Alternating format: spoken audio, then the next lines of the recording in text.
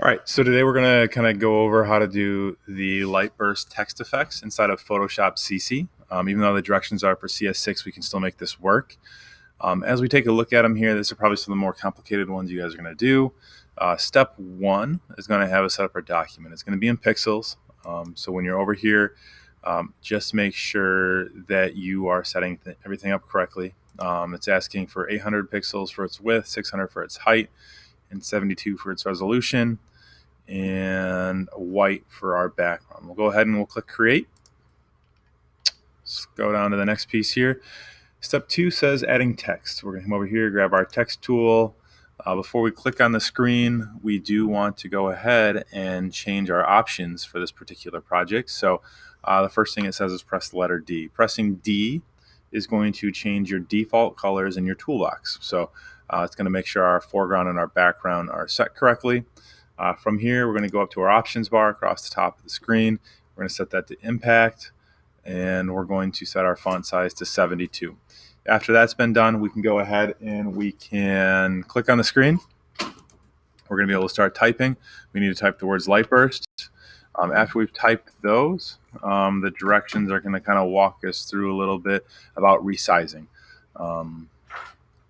If you kind of take a look here in your layers panel, you've got this check mark they're talking about. If you click on that, that's going to finalize your text for you. You've now got a new layer that's been created that's called light burst. Now in step 3, it's talking about resizing your text. There's a quick shortcut you can do. Otherwise, you can walk through the directions I've got here. But if you do Control T, that's your free transform command. And then you can hold the Shift key and grab it from the corner and kind of increase the size of your text. Once you've got that done, you can just position it in the middle of the screen. Next thing that I'd ask for is rasterizing your type. Rasterizing your type is going to take it from being a piece of type and turn it into an actual image now. It's no longer editable text. So to do that, we can click on our layer in the layers panel. We can right click and go to rasterize. That's now taken it. You can see we've got a transparent background. It's no longer white.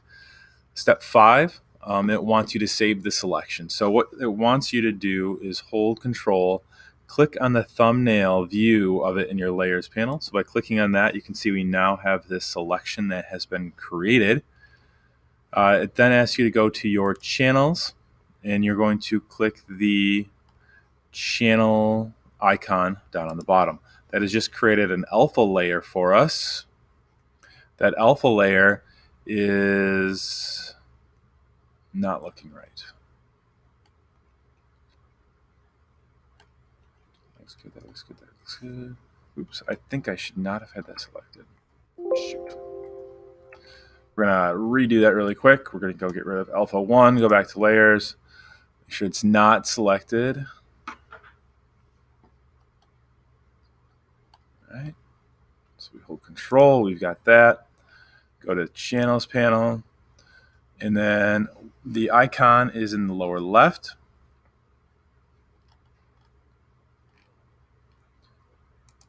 So now we have our alpha layer that's been created. That's our selection. You can see it's not turned on. It's just like they've got in their little screenshots. We then go back to the layers panel. We don't want to have the selection around it anymore, so we'll do a Control D. That deselects our selection that's there. In step 6, it's asking us to turn off the background layer. We now have the checkerboard that appears throughout the entire document. From here, we want to fill the background with white. We're filling the light burst layer with white. So if we go to Edit, Fill, we fill that in, but it's very important that we change our blending mode here. If you don't change your blending mode, you're going to have issues later on. So we want to make sure it's white and that it has got multiply for its mode. We've gone ahead and taken care of that now. What we can do in step 7 is start to apply some of the actual effects. So if we go to the filter menu and we go to blur, Gaussian blur, set it to 4, click OK. Next, we have to apply the solarizing filter. So we're going to go to the stylize, solarize, done that, which is nice, right? But we want to make this brighter. It's kind of light, and that's going to affect things in the future. So we want to go up to Image, Auto Tone, and you can see we've now increased the brightness level of that particular of layer right there. We do need to make a copy of it. So with that layer being selected, we can just do Control J on our keyboard. And you can see we now have a copy of Lightburst layer. At this point, we want to apply the polar coordinates filter to the copy layer. So we're going to go up to Filter, Stylize, Distort, Polar Coordinates. We're going to choose the polar rectangle. We'll click OK, and we've now just created our coordinates there. We need to rotate this image in order for the next effect to take place. So to rotate it, we go to Image, Image Rotation, and we want to choose clockwise. You can see we've rotated it there. We're now down here where it says Invert. We are going to go to Image, Adjustment, and we're going to invert this. That's going to take it from being a black and white to white-black. We can then start to apply our wind filter. The wind filter only works in left or right directions, so that's why we needed to rotate our image really quick. But we are going to go to the Stylize menu, we go to Wind, and then we're going to set it up correctly, just based off the pictures. We want it to be a wind, and we want it to be from the right. We click OK.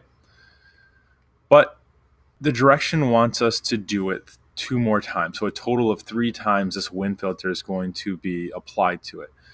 There's a bit of an issue with the directions. They tell you to do Control F. Well, that thing has changed in CC. You need to do Control Alt F.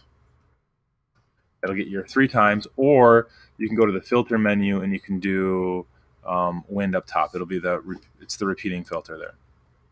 So over here, we now need to go back to invert everything. So if we go to the image and we go to adjustments and we go back to invert, we can see we're now in the black and white portion of it there. We need to brighten our text back up. So we're going to go back up to image, auto tone, and it's become brighter. We need to redo the wind filter 3 more times. This is going to push it in the other direction. So Control Alt F, 1, 2, 3. So we've gone ahead and we've just pulled that. We now have that wind piece taking place. After we've got that taken care of, we can rotate our image back. So we'll go down to image rotation, and we're going to go counterclockwise this time, and we now have our text in the correct position. Here on step 19, we need to do the polar coordinates 1 more time. So we'll go back to Filter, and we are going to go to Distort, and then polar coordinates. This time we need to change it to rectangular. We click OK. You can see how our things have changed a little bit now. We need to change the blend mode to screen. So blend mode is going to be in your layers panel. So we come over here, screen is located there. You can see how it's taken on the look now of this image over here, the preview.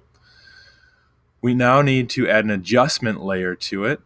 This adjustment layer is going to be the color portion of our document. So we'll click on the little drop-down box here, and we're going to go choose gradient from the top of the list.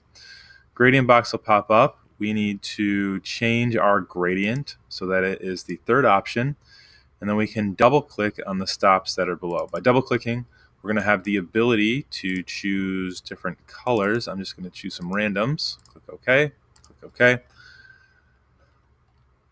So once we've got our colors chosen, we go ahead and click OK. We're back here. We're down on step 22 now.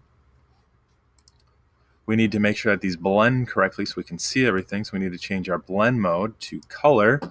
And you can see how those areas are now starting to pick up some of the color that we have there.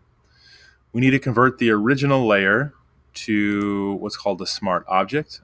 So we go back over to our layers panel. We select the layer, click on the drop-down box, and we're going to go to convert to smart object. This is going to allow us to apply filters to it that are non-permanent filters. So once we have converted this to a smart object, we can then go to step 24, which is going to be applying a radial blur. So we go down to blur, we go down to radial, and we want to make sure that it is set at 65, zoom, and best quality. Click OK. And now we have got this bursting effect taking place. After that's been done, if you want to make adjustments, you can see you've got the sliders over here in your layers panel if you would really want to make changes to it. But at this point, we are going to add a new layer. So we're going to click on that, and it's got a layer in between Lightburst Copy and Lightburst. What we're going to do now is load the selection from the previous channels that we made, that selection. So we come over to it, we hold Control, and we click on it. You can see it's taken that selection that was in Alpha Layer 1 and turned it into a selection on our actual document.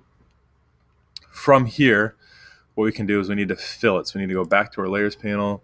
We're going to go to Edit, Fill. The directions want it to be black, and make it normal. Click OK, and we are done. We have created the light burst effect. So the last thing I want to do is do Control D and then save this to your computer, print it, and you'd be good to go.